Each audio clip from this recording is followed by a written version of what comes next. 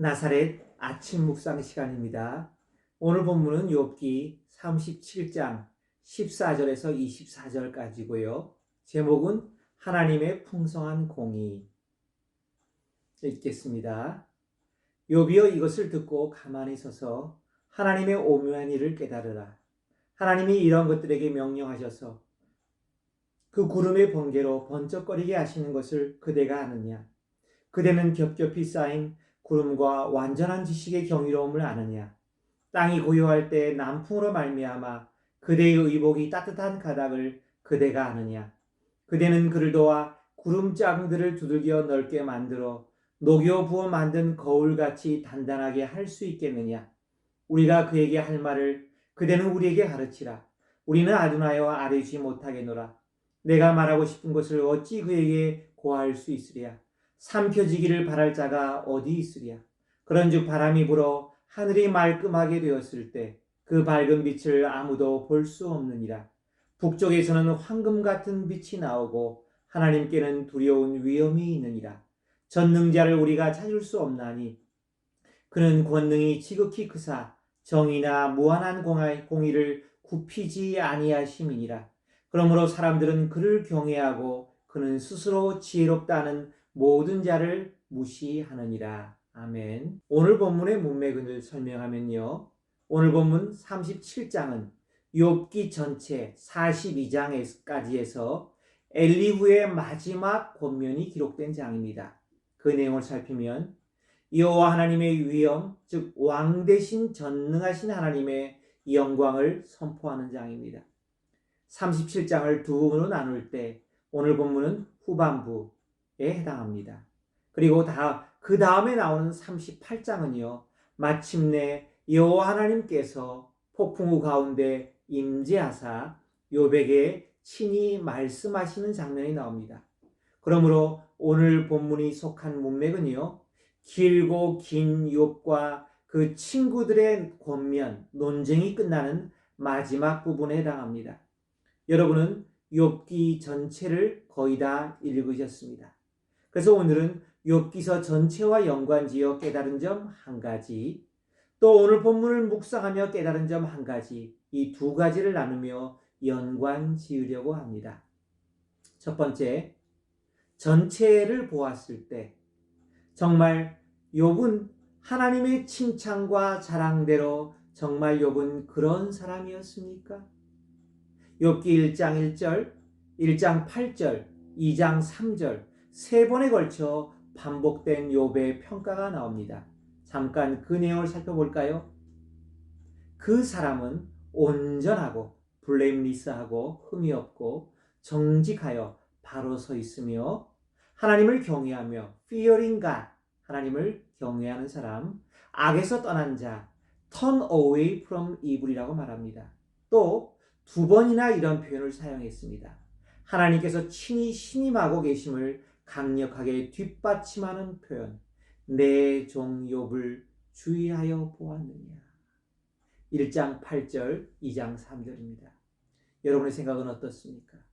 이 하나님의 자랑과 인정과 평가에 욥은 100% 부합된 사람이라 생각합니까? 욥기서 초반부를 보면 그런 사람처럼 보이지만 욥기 후반부로 갈수록 그렇지 않다고 느껴지지는 않았습니까? 여러분도 이 하나님의 평가에 100% 동의하십니까? 생각해보세요. 욥이 몸소 겪어야 하는 고난, 그 강도와 기간과 논쟁이 점점 더해가고 오래되자 그도 연약한 육신을 지닌 인간이기에 조금씩 약해져 가며 지쳐가며 무너져가고 있지는 않았습니까? 결국 하나님 앞에 온전히 설 수 있는 0.0001%의 결점도 없는 인간을 찾기란 불가능하다는 결론에 도달하지 않았습니까?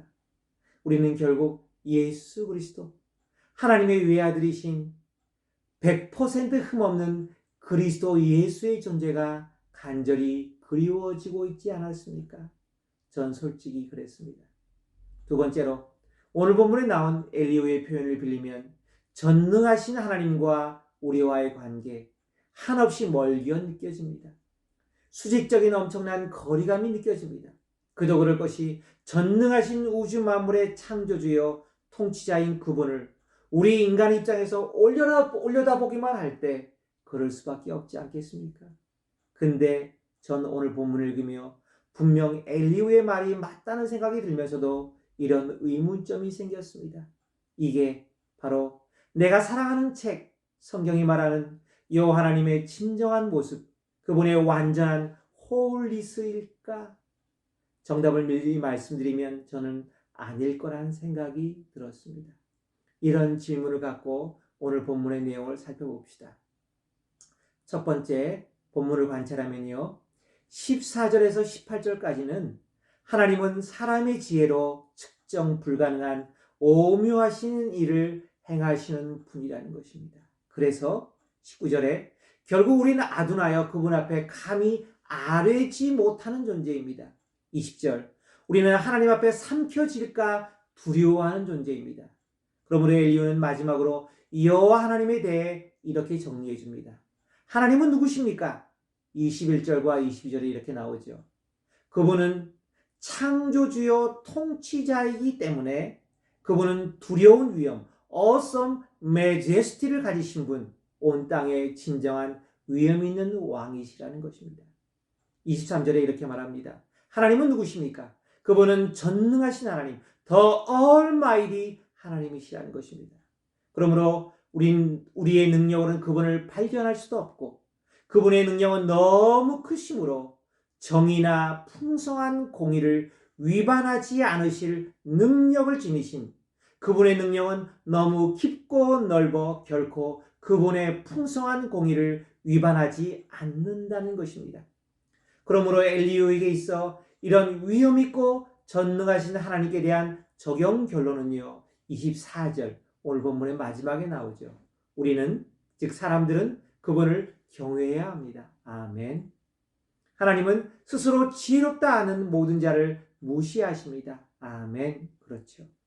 근데 여러분 어딘가 뭔가 부족하다는 생각이 들지 않습니까? 맞습니다. 예수 그리스도의 갈보리 십자가 사랑을 통해서 따뜻한 아바 아버지를 모신 우리들과 엄청나게 거리감이 느껴지지 않습니까? 오늘 이 시대를 사는 우리의 삶이 얼마나 복된가를 다시 한번 깨닫게 하는 순간입니다. 할렐루야. 그렇다면 다시 오늘 본문의 핵심인 23절로 돌아가 볼까요? 하나님이 전능하시다는 말, 즉 하나님이 전지전능하시다는 말의 뜻은 그분의 능력과 지혜가 너무 크시기 때문에 그분은 정의나 풍성한 공의, 이 말씀이 중요하죠. 풍성한 공의, abundant righteous를 위반하지 않으실 충분한 지혜와 능력을 지니고 계시다는 말씀입니다. 저는 이 구절이 욥기서 전체를 푸는 또 하나의 시금석이 되는 말씀이라 생각을 합니다. 무슨 뜻입니까? 욥기를 잘못 해석하면 하나님도 인정한 의로운 욥은 악한 사단 때문에 그의 참소에 의해 애매히 아무 이유 없이 고난을 당했다고 볼 수 있지만 그게 성경이 말하는 포인트가 아닙니다. 오히려 사탄보다 비교할 수 없는 지혜와 능력을 지니신 하나님은 오히려 이 사탄의 참소를 선한 목적으로 바꾸어 사용하시고 계십니다. 원래 하나님이 인정했던 바로 기대했던 내종 욥, 어떤 사람이었죠?